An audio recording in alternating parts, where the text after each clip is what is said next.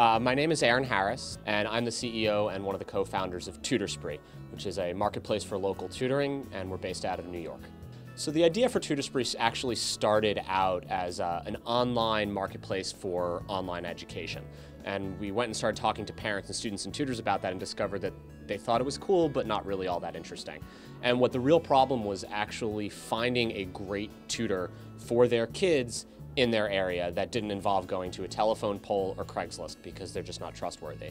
So we realized we had to build a recommendation system around how to actually get that great tutor to a parent quickly and easily, and that's basically how we got going. What you have is a two-sided marketplace, and anytime you're building a two-sided marketplace, you need both the supply and the demand. So we look very carefully at, okay, how do you build up enough supply in an area to become interesting? How do you get high quality tutors? We don't just want any tutor, we need them to be quality. So approaching the right kind of people with the right kind of pitch, gating them properly becomes a whole process that's difficult. And then what you have to do is actually get the customers. And so both of those things are kind of the ongoing everyday challenges of what we're doing that still present kind of our biggest problems at any given point.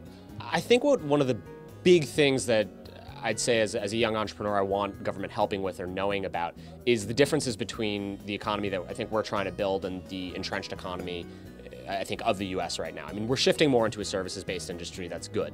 But when you look at sort of, for one issue, talent, right? Where's the best talent? A lot of it's international, and trying to get people to this country to work for your company as a young startup is nearly impossible. You need tons of legal resources, all this stuff, and it's just a real pain.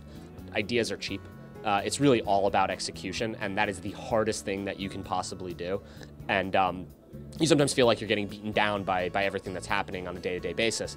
And you're like, oh, but my idea is so good. Well, it's not what it's about at the end of the day. It's just really about focusing on what you need to do and doing it every single day. And that, I think, is the difference between a successful business venture, an entrepreneur, and a person relative to just someone who consistently thinks they have great ideas and doesn't really do anything with them.